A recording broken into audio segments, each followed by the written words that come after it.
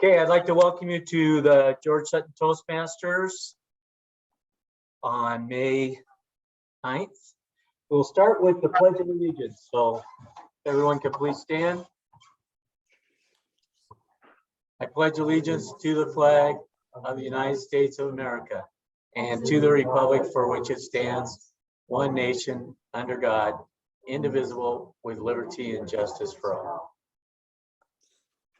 I'll never get that back in.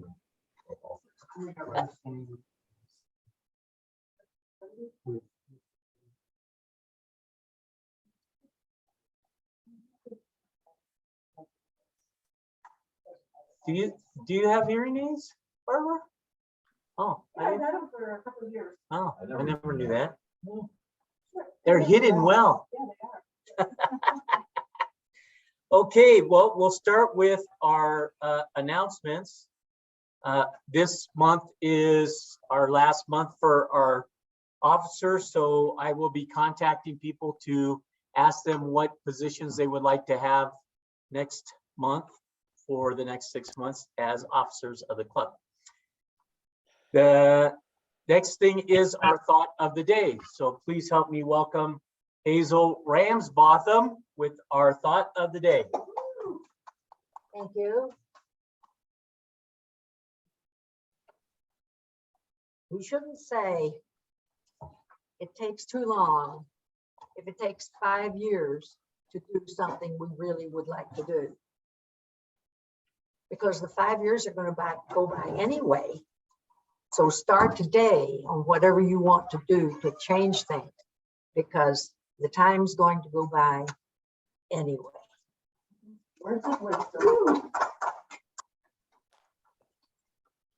All right, thank you. Thank you, Hazel. And today for our Toastmaster from Toronto, Canada. Is it Toronto where you're at, John? Close.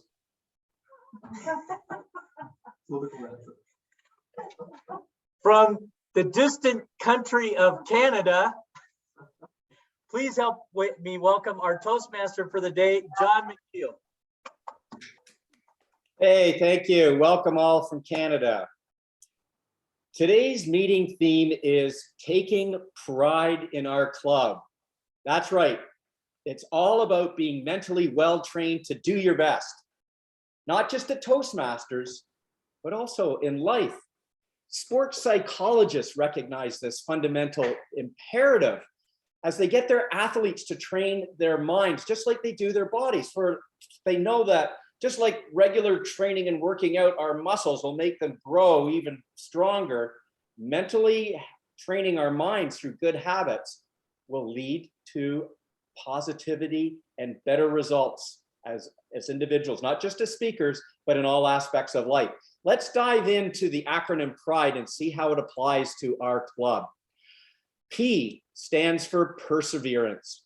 Yes, the road to success is not a busy one. It's filled with a lot of hard work, blood, sweat, and long hours. In fact, maybe too many for a lot of people who fall by the wayside. For example, when we're preparing our speech or for our roles and we are right into it, do we set aside them when our favorite TV show comes on, or do we plow right through and persevere? Or do we take on extra roles at our club and thereby get a sense of pride in the accomplishments that taking on the extra duties involve? For example, in our club, I think a great example of perseverance is our president, Tim. I mean, he was already a member of the executive serving as VP of Education when we had a need for president. And he stepped forward and took on a dual role as president as well. So every month he's getting out his VP education duties and he's leading the club as president. That's role modeling perseverance. R stands for respect. Respect. Yes, it's more than just what Aretha Franklin belts out. R-E-S-P-E-C-T. That is what I want for me. No, respect is something that we cultivate in a positive, healthy dose within ourselves. And we take pride in our accomplishments and reflect on what we've done. But respect is also that next level when we are so confident in ourselves that we show a healthy respect for the accomplishment of others. It may mean picking up the phone after a Toastmasters meeting and calling up a fellow Toastmaster saying, hey, I think you really knocked out of the park table topics today. Way to go. Showing respect and having respect for others in our club and their accomplishments. And in our club, I think Barbara, from a lot of times, reflects respect in spades. She's always there giving and helping encouragement to somebody else in the club.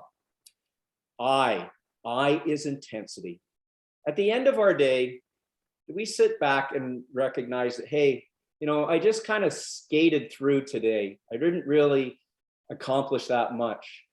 Or did we do the extra effort, go that extra mile, maybe help somebody with a problem, or make a new friend, or read a new book, or accomplish a new adventure? Some kind of that we live, show that we live life with intensity. It helps cultivate pride in ourselves by being able to reflect back and say, hey, I did that really well today. In our club, I think about Colin recently, when he took on the role of chief evaluator for the first time. You could see on his face the glow of accomplishment and getting out and doing a little bit more for the club than and his growth as a Toastmaster. D is for daring. That's right. Stepping outside of our comfort zone to try something new. Now, why do we only do that once in a while? Well, it's because we're afraid. We often get afraid to step outside of our comfort zone. Do you remember that feeling when you first joined Toastmasters or first did your very first icebreaker speech? That feeling, a little bit of butterfly in the stomach feeling? But look where you are now. Look how far you've accomplished in Toastmasters. When's the last time that you can honestly say you felt that butterfly feeling? When have you recently stepped out of your comfort zone and tried something daring? Do so and you'll increase your feeling of pride. And finally, E. E is for enthusiasm. Enthusiasm is contagious. We wear enthusiasm on our face. It's the first thing people notice about us if we have that enthusiastic glow. You know, I can still remember the time near the beginning of when I joined George Sutton Toastmasters. Ryan was at the lectern and he was describing an evaluation that he had recently received from Hazel. And in that evaluation, she encouraged Ryan to smile more. I think that's great advice for all of us, because it shows that we're alive and engaged in life. And I'd like to give a shout out to Hazel, because I think she embodies enthusiasm. She wears it on her face, meeting in and meeting out. There you have it, my fellow Toastmasters. Pride, P-R-I-D-E, perseverance, respect, intensity, daring, and enthusiasm. It's all about mentally being well trained to do your best, not just at Toastmasters, but in life. Make pride a habit, a regular habit, and you will see positive results, I can assure you. That concludes what I have to say about our meeting theme at this point, and I'll have some more words on it, perhaps at a more appropriate time a little bit later on in the meeting. But for now, we must move along. As Hazel said, time waits for no man. And our next part of the agenda is table topics, where we get to practice our extemporaneous speaking skills. Please help me in welcoming our table topics master for today, Barbara.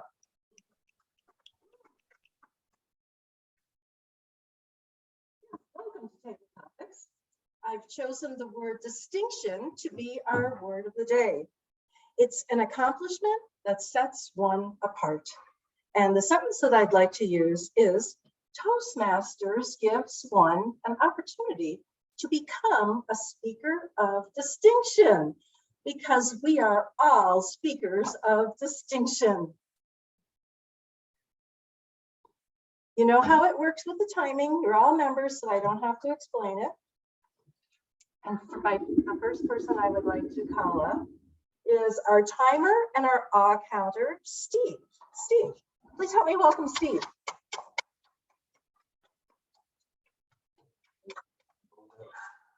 Could somebody time Steve? Yeah, I am. Okay. We're getting prepared for timing.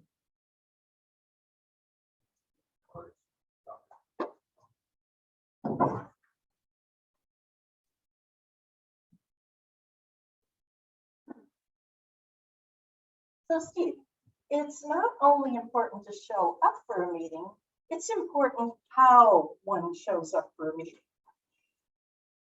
What I try to do is prepare myself mentally by saying, yes, I want to come to this meeting. I want to be here.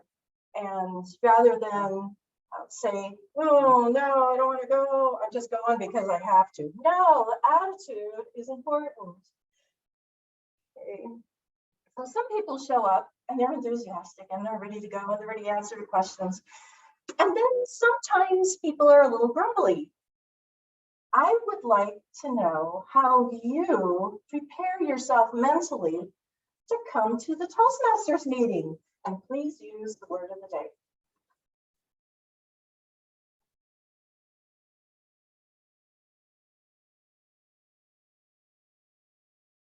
I prepare myself for a George Sutton Toastmasters meeting, not on the day of the meeting, but on days prior to.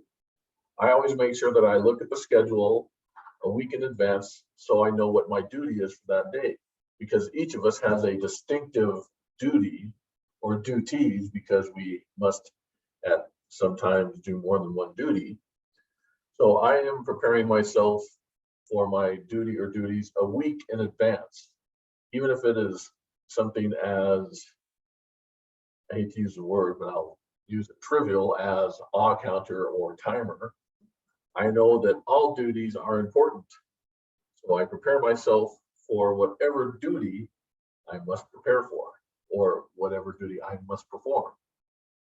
And I know that each duty is important because we learn not only how to improve our speeches, but as you do the duty, you learn responsibilities. Responsibilities to show up on time and to perform your task well. Thank you, Steve. I would like to call up our evaluator and pearl perceiver, Ryan. Please help me welcome Ryan.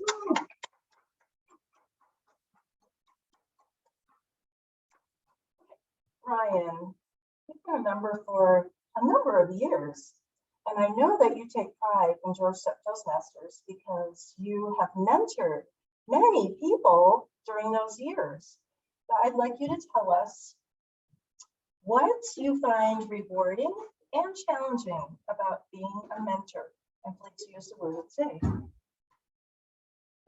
Barbara. I hate to admit it, but I probably haven't been the best George Sutton mentor. I was blessed with a mentor that was a great speaker, but he wasn't necessarily. He actually, I'm going to take it back. He was a good mentor. For those who know Steve Doherty, Steve Doherty was my mentor, and I learned a lot from Steve just by being able to watch him every week. Now, I've been need a couple of dings here. He's got the bell. I've got two.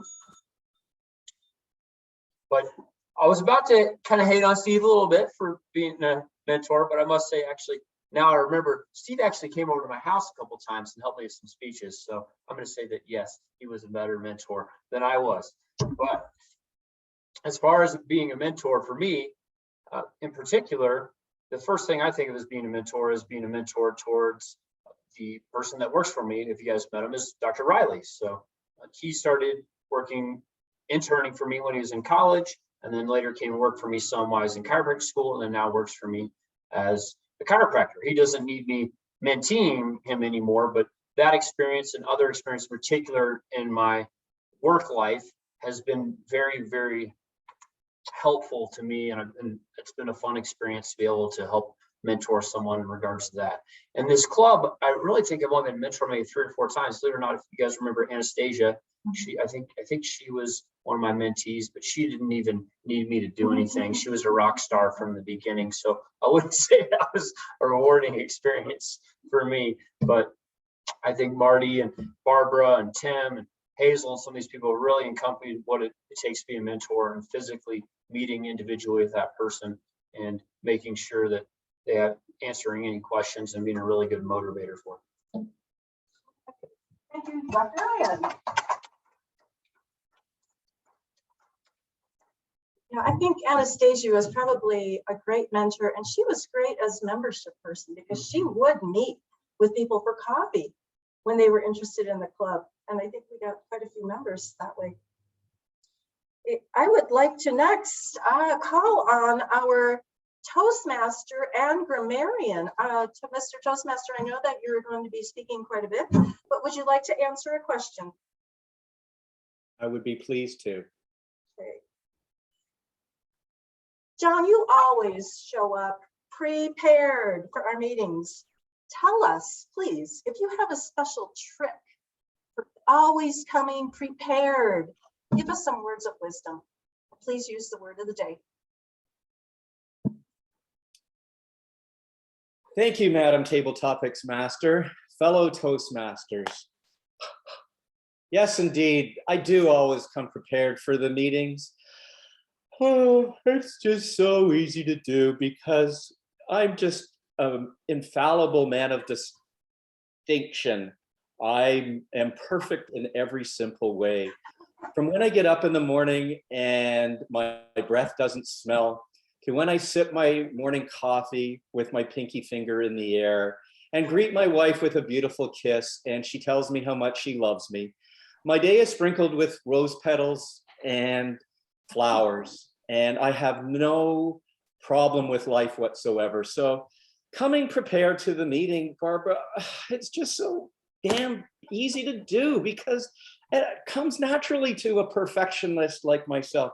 I have nothing to share with mere mortals that are floundering in the mud and don't know which side of the bed to get up in the morning. I can't help people like that. All I can simply suggest is that you become perfect like me, and then it would be no problem. I hope I've answered your question today. Okay, cut, that's enough.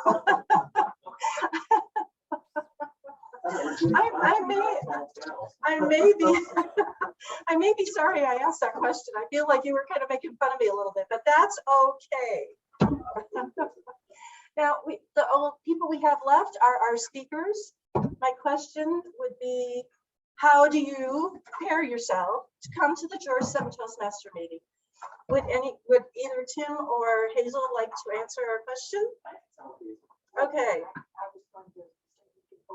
Hazel is coming up to give us words of wisdom. Tell us how she prepares for mentally, how she prepares for her attitude to come to a Toastmasters meeting. Please use the word of the day. Thank you, Barbara. I look so forward to this meeting every week. But this last week, my life has been in such turmoil. I remember we didn't get the schedule until the day of the meeting. I think maybe it may have come out before, and when I saw that I was to speak this week, I thought, oh my goodness, I haven't even found out what pathway I'm following. I'm going to wait till Barbara gets back from her trip, and then we'll talk about it. And then that's the last I thought of it until last night or Tuesday night when I got ready for bed. I had company at my house since Saturday, family. I've always loved to have the company, and it's fun to have the company, but this was especially different. For one thing, I was giving away my car to my grandson, and that was a kind of a bittersweet situation.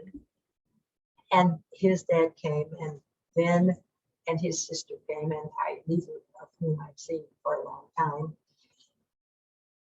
And I'm making that distinction because everybody gets confused on all of my 5 children and their children and all. But anyway, that happened. And then Tuesday, my granddaughter from Oklahoma City and her husband and 1-year-old baby came, and his sister as well. And they brought their 6 dogs with them. And things were pretty much, the dogs weren't any problem. It's just that they took up their time. And I didn't even think about this speech until I was ready for bed Tuesday night. And I texted Barbara. She had And what made me think of it is that she texted me and said, I'm going to evaluate your speech. And I thought, oh, speech, oh my goodness. So this week has been a little bit different, but normally I'm really prepared and I look forward to the speech or to the meeting.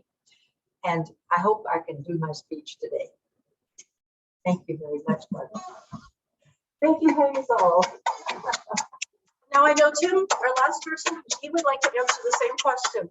Tim, please come on up.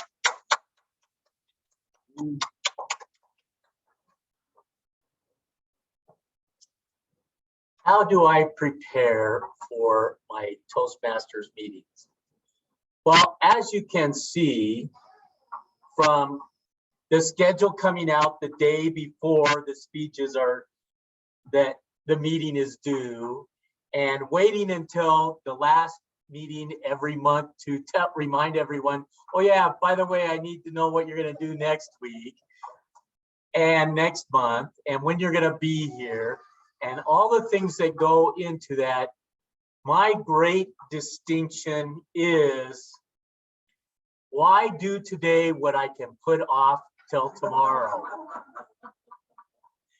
Because like Hazel says, we never know what's going to happen. And you know what? I could get hit by a bus today. So if I don't want to do that, I am going to wait till tomorrow, because that's the way to do it.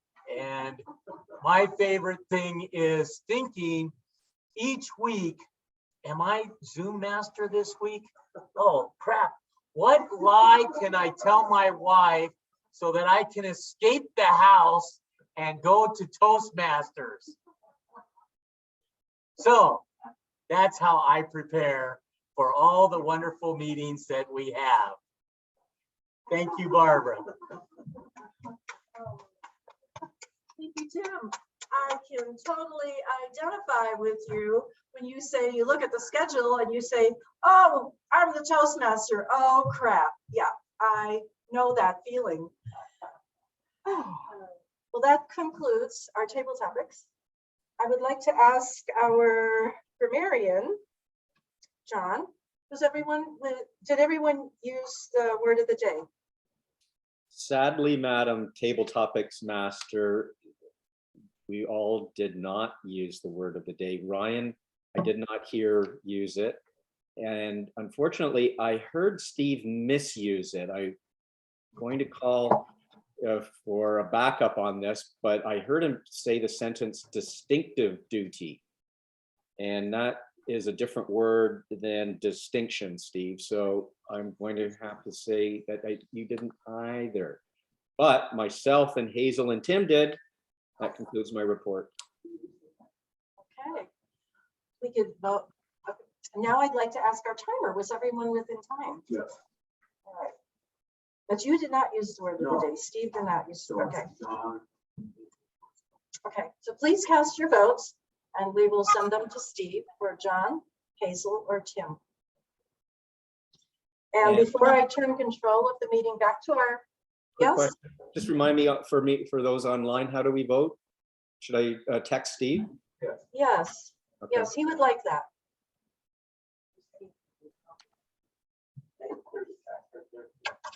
So before I turn control of the meeting back to our Toastmaster, I would just like to say that when someone asks you what club you belong to, what Toastmasters club, it makes a difference how you reply.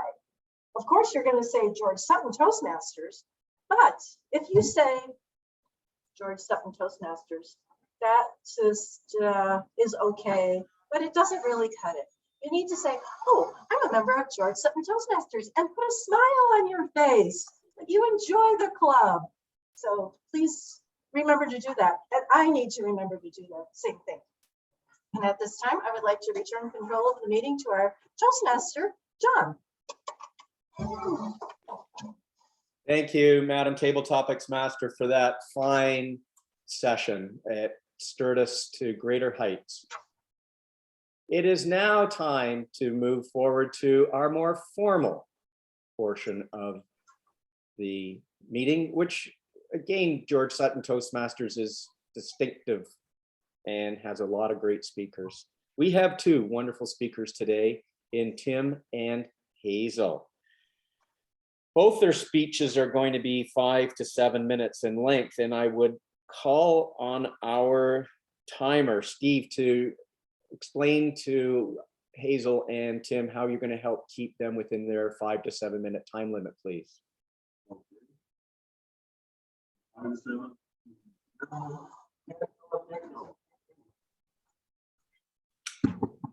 I assume everybody in the room got that. No, he's coming up to the lectern. Yes, I want to include our Canadian friend. Okay, for the 5 to 7 minute, I will raise the green card when you have reached 5 minutes, the amber or yellow card at 6, the red will come up at 7, and the 7 means you have 30 seconds to wrap everything up. Are there any questions? Well done. Back to our leader. Thank you, Matt. Thank you, Mr. Timer. Well done.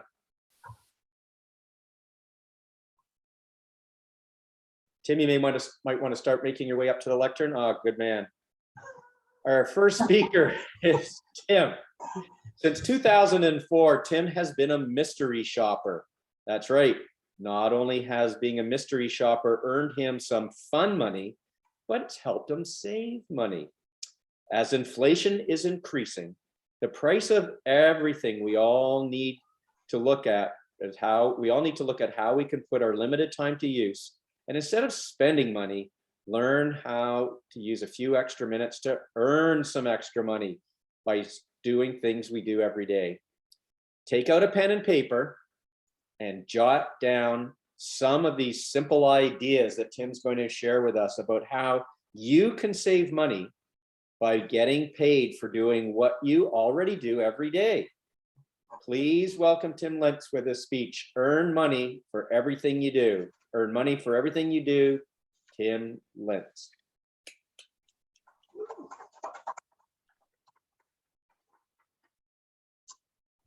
First of all, I would like everyone to look into their wallet and see the credit card that you have. Do you realize that the credit card that you have has the potential to pay you every time you use it, if you have the right credit card? Most of the credit cards today are giving you a 5% cash back when you use their card on anything that you buy. And many of them are giving you bonuses on other things. Like, I know that one of the credit cards I have says, for the first 3 months, we'll give you double your points back for using it for gas. And then the next 3 months, we'll give you double back if you use it for a restaurant. And then the third quarter, they say you'll get it for using it at a grocery store. So you can earn money back by using the cards that you have. That's number one. I looked online and there's actually a blog that says there are 44 ways to earn money from home.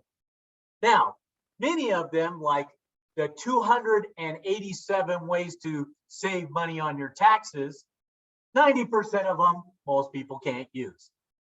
The same with the 44. A lot of them are things that you would never want to do, like renting out a room in your house. May not be something that you want to do. Or allowing someone to ride in your car, like being an Uber driver. Well, you may not want to do that. But there are lots of things that you can do to earn money on your own. One is, do you surf the net? Do you use the internet? How about taking an online survey every time you open up your browser and earning anywhere from $5 to $35 for your opinion? You're on the internet anyway. Why not use that extra cash to actually pay your internet bill? The other thing is you can sell your favorite photography or camera pictures. Barbara, you could make a fortune here. There are places that will pay you for beautiful pictures that you have. Now, it may only pay you 25 cents per picture, so you may need thousands of pictures to make any money, but it's still earning you money on something that you would never get paid for anyway. The other thing that you can do is become a mystery shopper. I started this in 2004 when I had lots of extra time as an insurance agent between appointments. And what I loved was all the food and restaurant places that would pay me to go eat there. So what I would do is I would call my person, like I would call Dr. Ryan in his office and go, Dr. Ryan, let's talk about your health insurance plan. And he would go, I'm a chiropractor. I'm so busy. I don't have time for that. And I go, how about if I buy you lunch? And then I would look online and I would find a restaurant that was paying me to do a survey on how their service was. And I'd invite Dr. Ryan to go to maybe the Olive Garden right by his house, right by his office. And we would go there. And the only thing was I had to be sure not to order the same thing he did. So as long as we didn't order that, then guess what? I would get a chance to talk to Dr. Ryan about health insurance, and I would get paid for the meal. So I'm not even using my own money to take him out to lunch. Great job if you're in Canada. Canada has lots of places that are doing mystery shops where you could take your wife out for lunch and get it paid for. There's other things out there. As you go through and look on the TV, I always see this, point your finger and the junk disappears. Well, you know what? That same junk, if you put it on Amazon, or you put it on eBay, or you put it on Etsy, or you put it on 8 different other sites that are out there, you can get rid of your junk and people will pay you for it. Can you believe that? People are paying you for your junk. Now, maybe you would like to earn some extra money by product testing. You can actually, there's sites that will pay you to test their products. So maybe you're looking at, well, I don't know if I want a new car or not. Go out and look online, and there are places that will pay you to test drive cars. They'll they'll pay you to look for an apartment. Maybe you need a new place to live. Why not get paid for looking for a new place to live?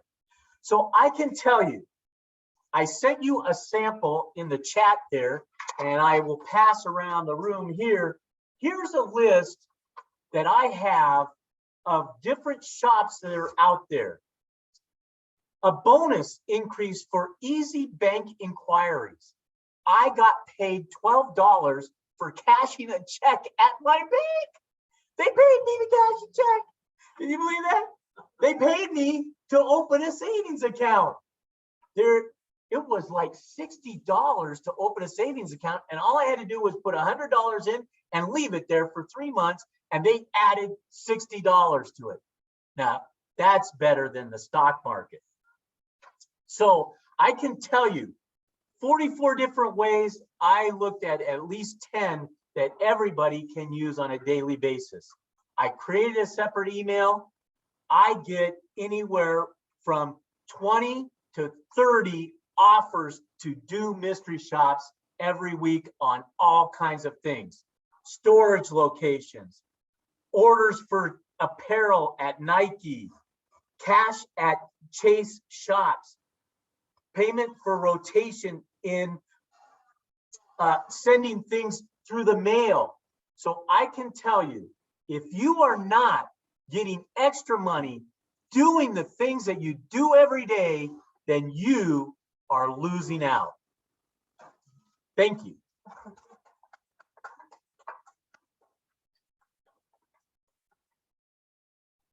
Thank you, Tim. I don't want to risk losing out. I'm following your advice right now. May I ask the timer, Steve, to please put a minute on the clock so that we can whisper in Tim's ear or write a little note and give him some constructive feedback, please.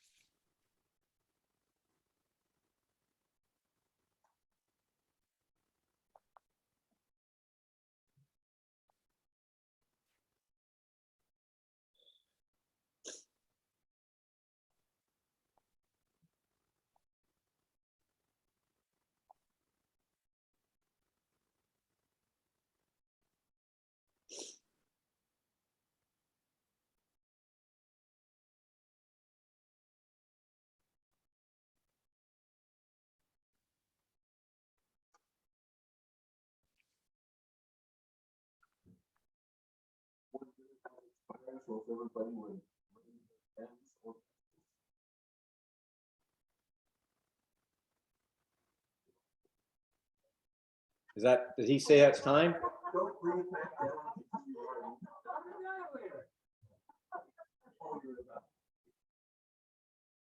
I assume by the laughing, Steve said something to me. I can't hear him though. Are we done, Hazel? Beg pardon? We're done. Okay. Thank you. Time for our next speaker, Hazel. Hazel starting a new pathway. Yay. Big round of applause for Hazel. A new pathway. She is tenacious. It's her icebreaker for team collaboration. Steve, how are you going to help Hazel stay within 5 to 7 minutes? You can just tell her from where you're sitting.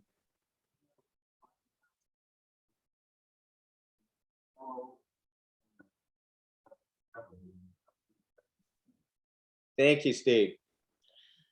With all the rage these days about going camping, Hazel has a different twist on the subject, which she is going to share with us in her speech today, which is entitled, and I love this title, The Joys of Camping, an activity where one spends a ton of money and inconveniences himself to live like a homeless person. Whew. Please help me welcome Hazel with her camping speech. Thank you, Mr. Toastmaster. When I grew up in the 1930s, I never heard the word camping. It never even occurred to me to go camping. I suppose that was because we didn't have the modern conveniences everybody has today. We didn't have running water. We didn't have central heating. I guess we were camping when we just didn't know it.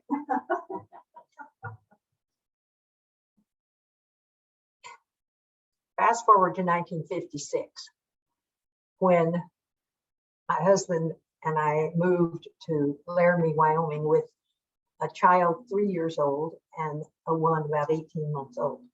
The first thing he wanted to do was go up to the Snowy Range Mountains and camp. Now, oh, okay. We didn't have sleeping bags. They were not a thing then at all. We didn't have a tent.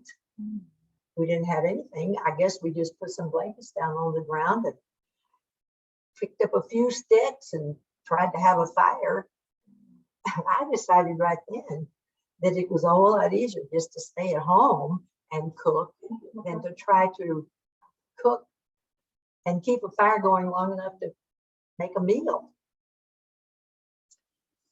Then 1957, a year later, the camper trailers started being on the market. Never had heard of them before. And we decided we would get one and we could live in it during the summer while we were going to summer school. Sounds reasonable, right? Well, that's what we did. But after the first summer, we realized that my husband, who was just starting college, I had 2 years of college and had a provisional certificate to teach in the public school system if I could find a job. But he was starting from scratch. And he found out that the summer classes were only 2 credit hours and he needed 3. So that meant he had to go take the same class twice and have an extra credit left over, taking extra time and more years to finally get his degree. So you guessed it, we stayed in the camper over the whole year with 2 children. They slept on a bunk bed above our bed with their feet in the middle and their head at each end. And we even had company for dinner once in a while. Crazy. But we finally made it through. Then we moved up to Lander, Wyoming, where he got a job. And Lander was kind of a boom town from U.S. Steel mill, and it was hard to find a house. We found one that was being built. So guess what? We got to live in the camper trailer a little while longer while we were waiting for our house to be built.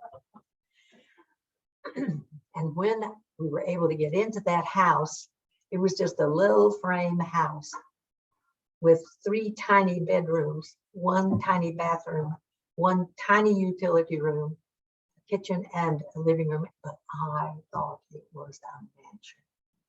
I could even get lost in it.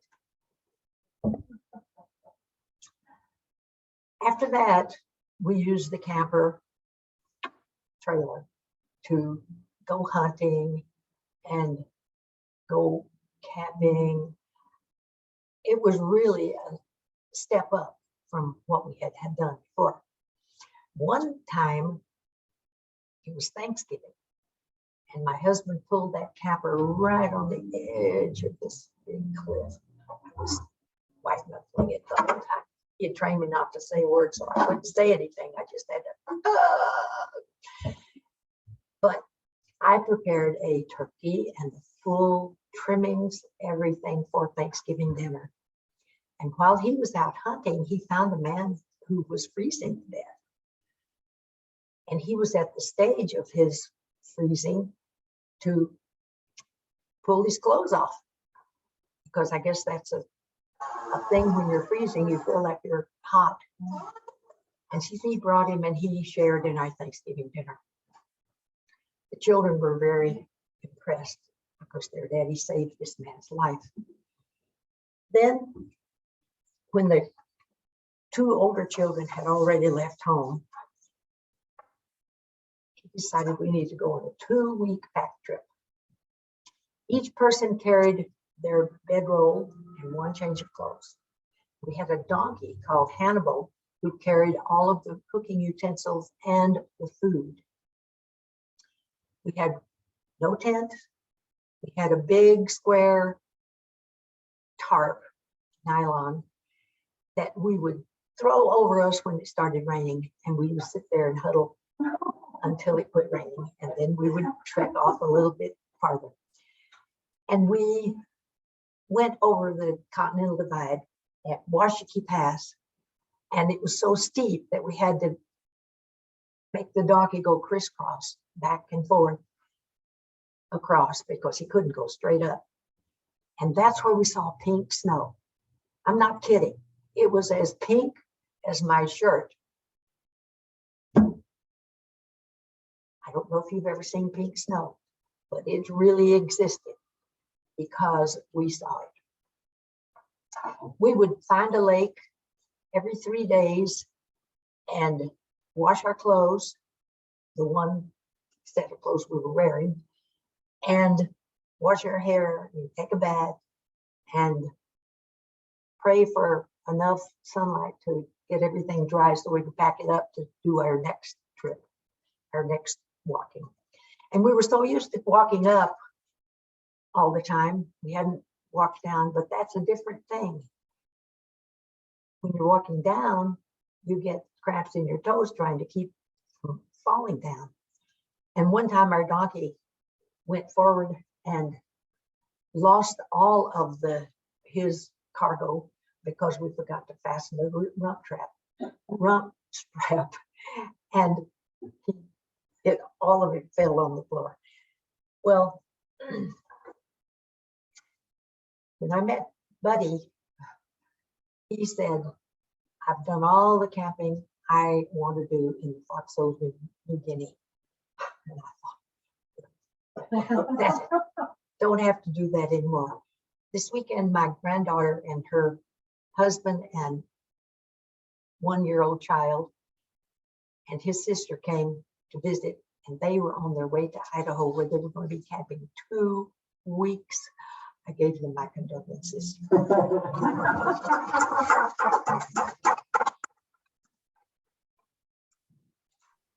Thank you, Hazel. I'm throwing out my tent right after the meeting tonight. Mr. Timer, Steve, please put a minute on the clock to give us a chance to give Hazel some constructive feedback for her speech. Okay.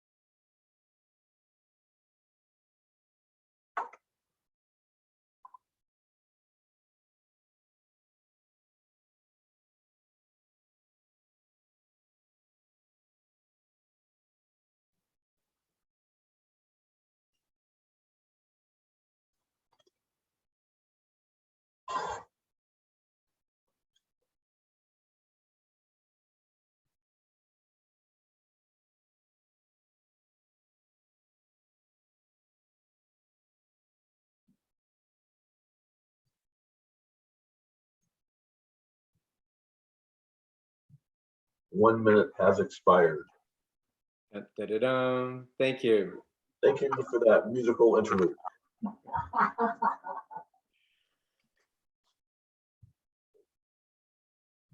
Now for something completely different.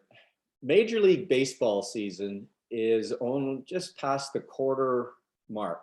About 25% of the season's been played out this year. And I'm already willing to go out on a limb, way out in left field, pardon the pun, and make a prediction about the 2022 season. That's right. Even though the season's only 25% done, I am making a prediction for what's going to happen, what an outcome is going to happen come the fall. Are you ready for this prediction? Hold your breath. Yes. Yes. Blue Jay starting pitcher Alek Manoah is going to be your 2022 American League Cy Young Award winner. Let me say it again.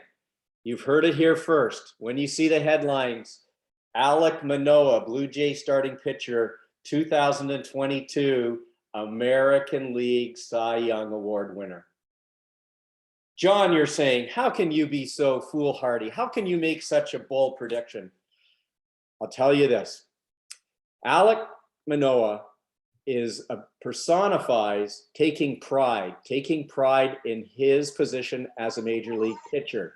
He recently dominated the Kansas City Royals. He shut them out as my beloved Toronto Blue Jays won 8-0. And Alex is the major league leader this year in earned run averages. He has the lowest earned run average in the league. And he's only a sophomore. For those of you that don't know, he's just in his second year. He was interviewed after the game against the Royals and was asked, how do you do it, Alex? How do you command such presence on the mound? Now, if you could visualize Alek Manoah, this is a big dude. He's about 6'6", 240 with a gut. I don't know how he can call himself an athlete, but he's got a big gut. And I was expecting him to say it's because of his physical prowess and his ability on the mound to dominate hitters. That's not what Alec Manoah replied when he was asked how he dominates. What Alec Manoah said, he said, I've learned to become mentally tough. He accredits his success to mindfulness meditation. Oh my God, there it is again. Last year when he was a rookie, Alec was prone to getting knocked around. He would be zeroing in the first couple of innings, and then he'd have a really bad inning. His fastball maybe wasn't so fast, or his sinker didn't sink, and the opposing hitters would start knocking him around the park, and he would just spiral out of control. But this year, in his sophomore season, Alec Manoah has learned the benefits of mindfulness meditation. In other words, he's applied the principles that we talked about earlier in the meeting today about taking pride in his work. In this case, it's as a major league ball player. And he said, Alex said in his interview that when his sinker doesn't sink, or when his fastball isn't as fast as it normally is, he relies upon his mental toughness. He replays in his mind some of the lessons that he's learned, and he comports himself on the mound and no longer unravels. He takes pride in keeping his team in the game, and he focuses on that outcome rather than his last pitch, because his last pitch is history. He has no control over it. He focuses on his next pitch. I was astounded to hear that, and it helped refocus me on the benefits that mental toughness and using mental tasks or exercises, if you were, just like Alex could maybe work on his gut a little bit more, but as he focuses on his mental prowess, he's shown the benefits of his working on his mental prowess. And so my fellow Toastmasters, I use that as another example of how when we take pride in our achievements and focus on building our mental toughness, results can follow. It's now time in our meeting to move forward to our next session. And this is what I particularly like, the evaluation session. It's a chance for us to give some constructive feedback formally about how the meeting has gone so far, and for our speakers to hear back from some of their evaluators today. To lead us through our evaluation portion of the meeting, I'd like to call to the lectern our chief evaluator today. Please help me welcome our chief evaluator, Tim Lintz. Tim, I turn control of the meeting to you. Thank you, John. Yes, evaluation is what gives us the ability to find what we did good, what we could do better. With that, we'll start off with an evaluation of my speech. Dr. Ryan, tell us what you thought. Did I inspire you to earn more money? Thank you, Tim. As Tim mentioned, the project of his speech was to inspire others. He's supposed to talk on a topic that the audience is engaged and interested in. I liked how Tim had the intro that the Toastmaster read. Really, I thought that really set up the whole thing. He was able to cram a lot of information in there too, rather than wasting the time in the speech. So that was a really good written introduction for the Toastmaster to read. Tim came out immediately. He had us try to pull out our wallets or credit cards and really tried to tone in on that money aspect. I thought this speech did inspire us to look into this more. I didn't get a chance to see what his handout looked like, but my suggestion would be at the end, we did end with a thank you, which we talked about in the past. We don't end with thank you. I think you make a challenge to the audience. Here is this handout. Go to this link and you will make more money doing this. Now, Tim's a very experienced speaker. I like how he brought Barbara into it, talking about her photos, how she'd be rich making photos, brought me into it, how he can take me to lunch. I think anytime we can involve the audience and really draw them, name a particular name when it's a small group, we're really going to bring more attention up to us on the podium. Things that I would work on with Tim is still this podium thing with the computer and stuff. There's a lot of hands on here the whole time. I would like you to use your arms and move around more. I did think you had a really good pitch to your voice. Is very loud, easy for Barbara to hear even without her hearing aids in today. So I really appreciated that. Now, I would as Barbara also mentioned a few weeks ago when Steve was talking, I feel like I've heard a similar version of this speech, maybe 4, 5, 6 times. So I just like we've heard some of Steve's speeches. So I would encourage maybe slightly different topics or pulling in some different things. We have heard these before for the people here. There's not any guests here today. So maybe I would like to know kind of what the purpose is, I guess, of this speech. I mean, we're going to give us, if you're practicing it to give to other people, or is it just to convince us to try to be a mystery shopper or do these things? I'd like to know here exactly, maybe in the intro or as your evaluator, kind of what the purpose of the speech, or if it's just simply to fulfill a project in our manual. And that's all I got.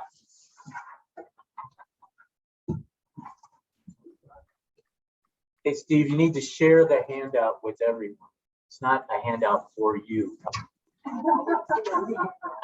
Tim, can I make a comment? Sure, John, go ahead. Got to fulfill part of my role as Toastmaster.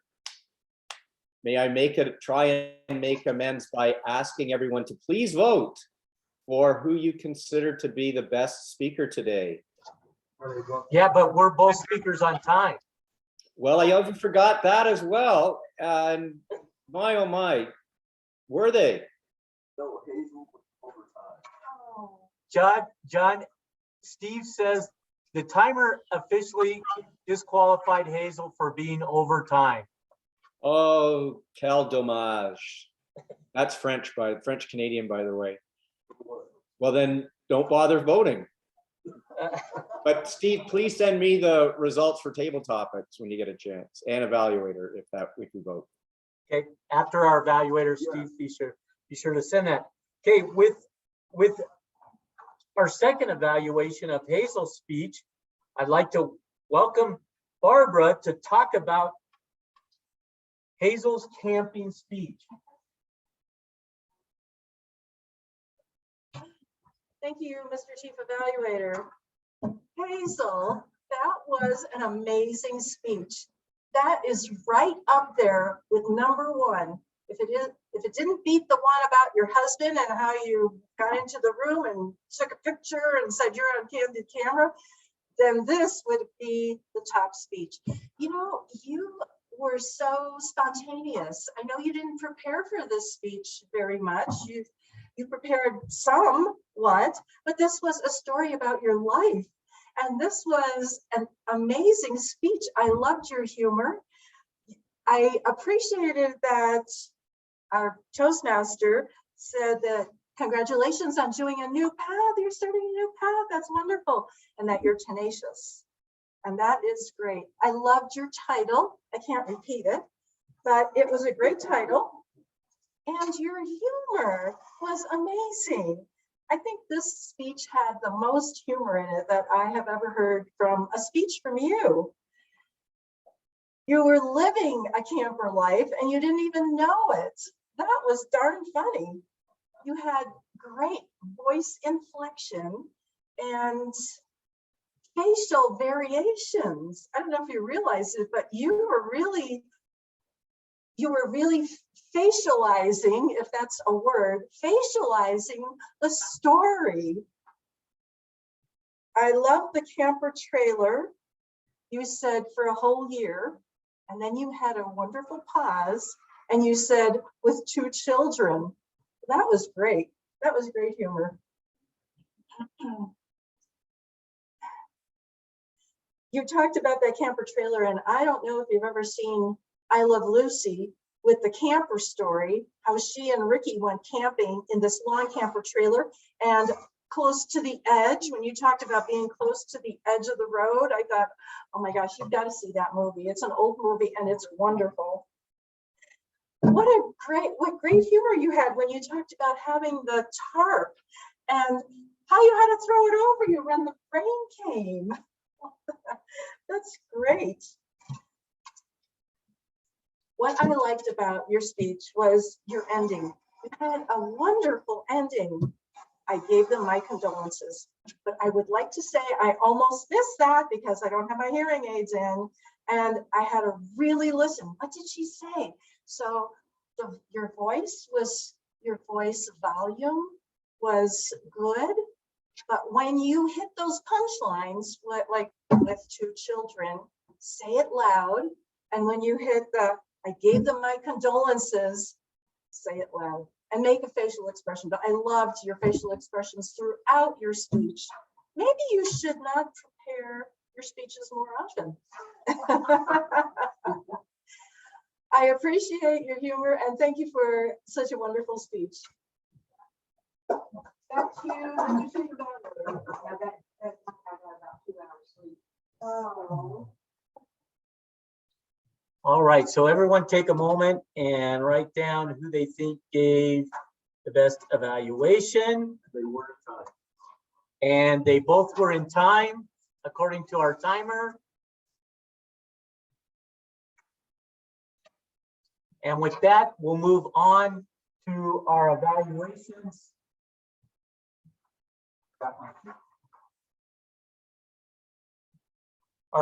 According to our agenda, our first report should come from our odd counter, Mr. Steve Worthman.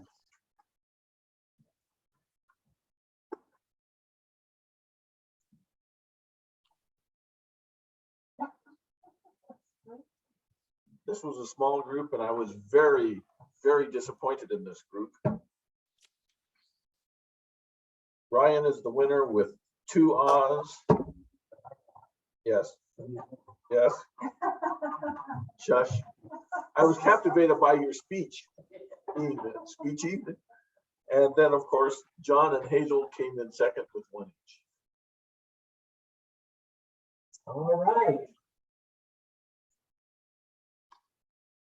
So we can say that 2 is the number to beat.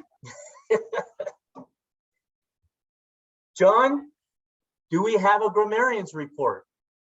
Indeed we do, Mr. Chief Evaluator. I had my ears wide open and have the following information to share with the group. First, let's talk about connecting sentences using words such as and or so or some other connecting sentence. We had a plethora of connecting sentence words or usage today, Mr. Chief Evaluator.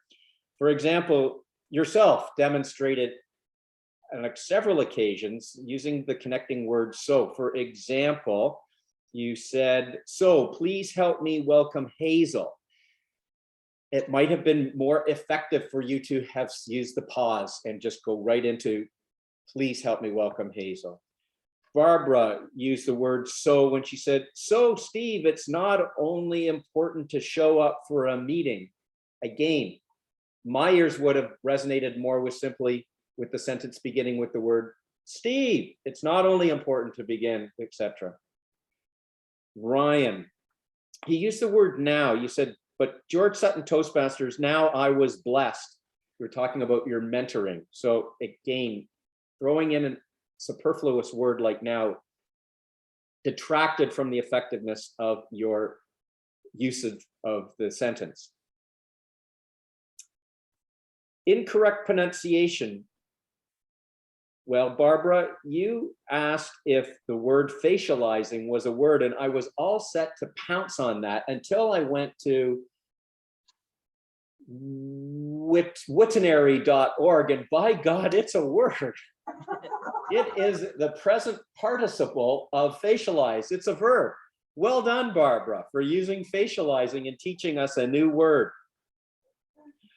Ryan, you'll forgive me if I pounce on you for this, but I can't resist. You used the word podium incorrectly. We stand at a lectern when we deliver our public speaking. We stand on a podium to receive a medal. Incorrect sentence structure. Hazel, with some trepidation, I point out to you that your speech title, I think, could have been improved with the replacing the word himself with the word oneself. Replace himself with the word oneself, because in your title, you say an activity where one spends a ton of money, and therefore oneself, I think, would have flowed more correctly. And finally, I would be remiss if I didn't compliment some excellent use of language. Beginning with Tim, it was the way you said it as much as what you said when you're saying, if you're not a mystery shopper, you're losing out. It was the physical gestures that spoke volumes to me with your body language and your finger emphasis that struck a chord with me. And finally, Hazel, it was the simplicity of knitting together the following flow. Pink snow, it really existed. We saw it. That chimed with me and concludes my report, Mr. CE. Thank you, John, and your wonderful grammarian report. We should all take lessons or have you teach a class on being a better grammarian. Lastly, Dr. Ryan, let's hear what pearls you may have encountered in our speeches today.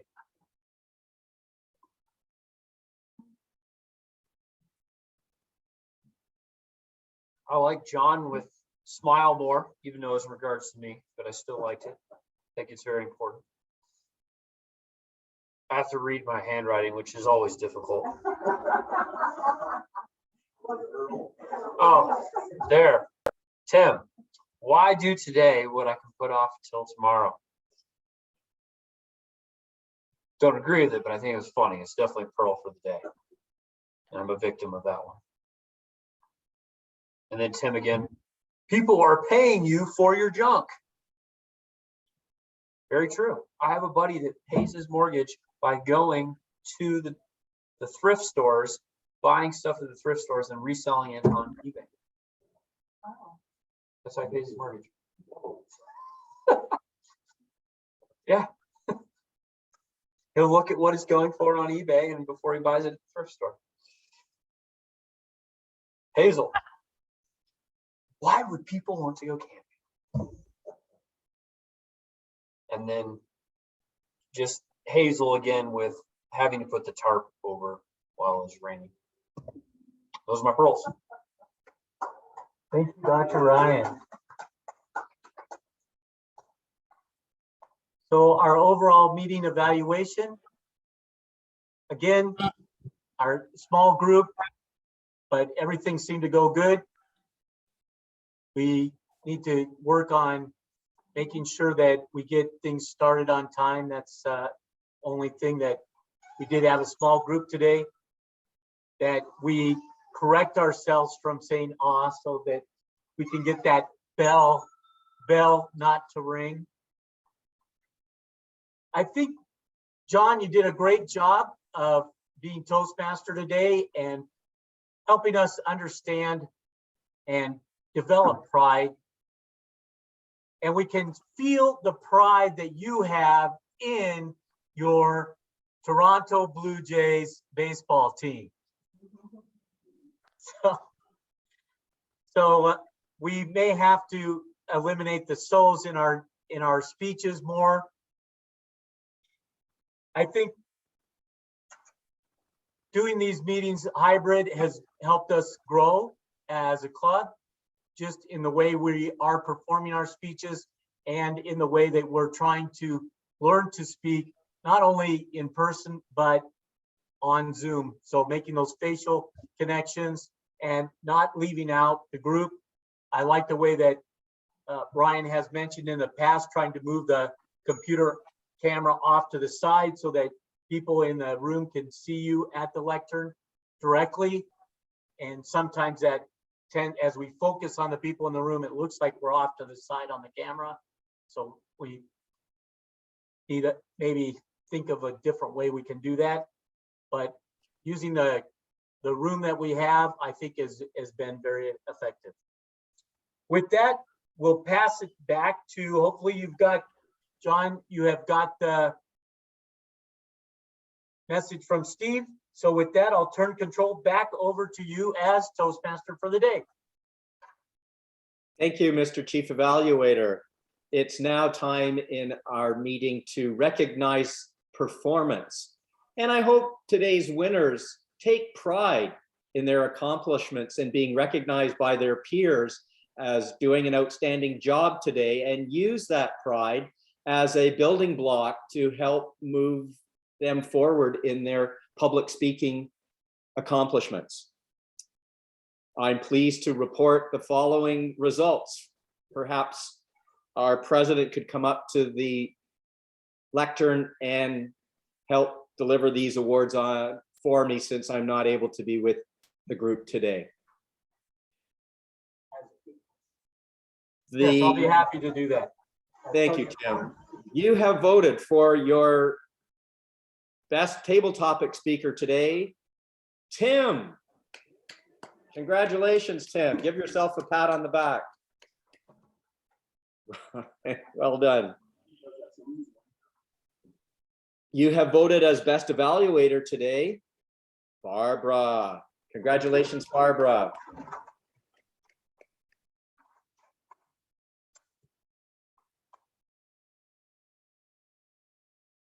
Thank you.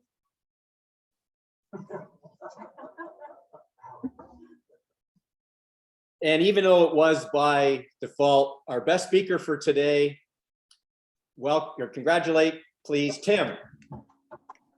Well done, Tim.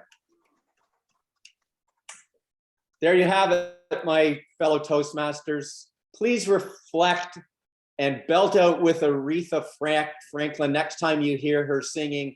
Give yourself some RESPECT and help build your PRIDE in yourself. With that, I'll turn control of the meeting back to our president for his closing remarks. Tim. One other thing. Oh, yes, and coming back from her extended vacation in Moab, please help me welcome to the lectern right now, the one and only Barbara Peck.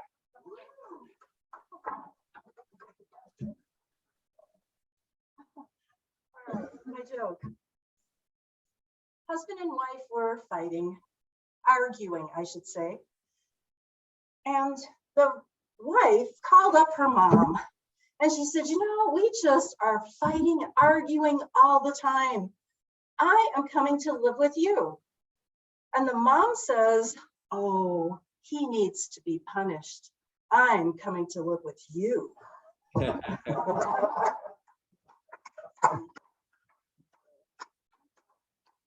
Yeah, that's almost as good as I took a pleasure trip. I took my mother-in-law to the airport.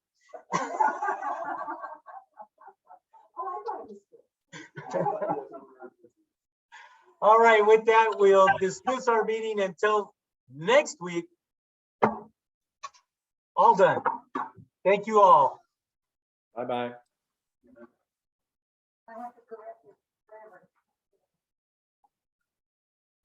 Yeah, what is that now?